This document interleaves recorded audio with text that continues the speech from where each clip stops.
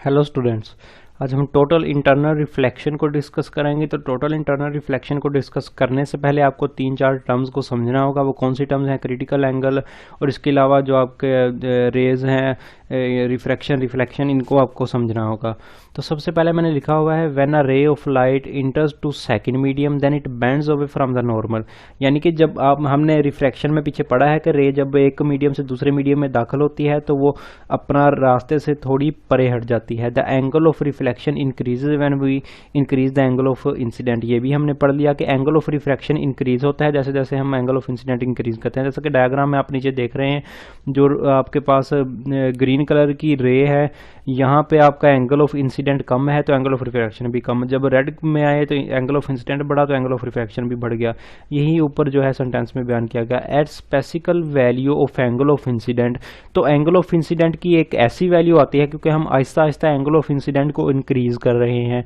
तो angle of incidence की एक ऐसी वैल्यू जिस पे रिफ्रैक्टेड एंगल जो है वो 90 डिग्री बनाए विद नॉर्मल, वो एंगल आपके पास क्या कहलाता है? वो क्रिटिकल एंगल कहलाता है। यानी कि एंगल ऑफ इंसिडेंट की वो वैल्यू जिस पे रिफ्रैक्टेड एंगल नॉर्मल के साथ 90 डिग्री बना ले, वो आपके पास क्रिटिकल एंगल कहलाता है। डायग्राम में कौन सा क्रिटिकल एंगल है?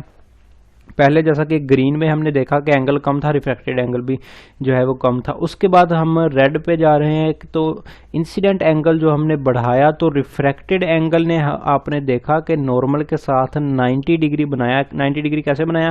क्योंकि वो एक्सिस के अलोंग हो गया। ये नॉर्मल है, ये आपका एक्सिस है, तो नॉर्मल के साथ 90 डिग्री बना लिया।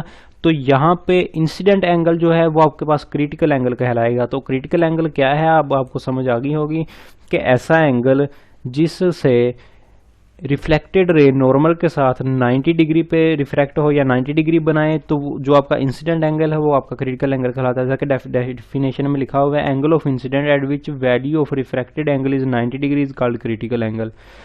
तो जो आपके पास टोटल इंटरनल रिफ्लेक्शन की डेफिनेशन क्या है? जैसा कि नाम से जाहिर है, ऊपर जैसा कि नाम लिखा हुआ है total internal reflection.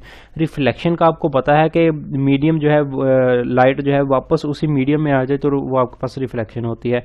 Total internal यानी कि तमाम रोशनी जो है वो अंदरूनी तौर पर, इंटरनल अंदरूनी तौर पर कहते हैं, तमाम रोशनी जो पहले मीडियम में ही रहे, टोटल इंटरनल रिफ्लेक्शन ही हो, जो रिफ्लेक्शन हो वो उसी मीडियम में हो जिस मीडियम से रोशनी गई, तो वो आपके पास टोटल इंटरनल रिफ्लेक्शन होगी।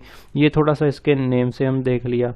उसके बाद डेफिनेशन हम देखते हैं, when the angle of incident increases from the critical angle then the ray of light does not refract. तो रिफ्रैक्ट नहीं होती, रिफ्लेक्ट हो जाती है। It comes to the first medium completely, this is called total internal reflection. अब आपको diagram से समझ आएगी।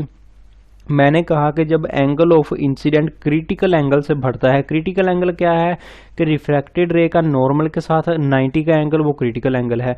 तो आप खुद ही देख लें, जब हम क्रिटिकल एंगल से भी बढ़ा देंगे, यानी कि ब्लू कलर में जो यहाँ पे शो हो रहा है, क्रिटिकल एंगल से भी हमने ऊपर कर दिया, तो रे आपने देखा कि ग्लास से गई थी रे और वो रिफ्रैक्ट होकर वापस ही ग्लास में आ गई, तो ये टोटल इंटरनल रिफ्लेक्शन होगी।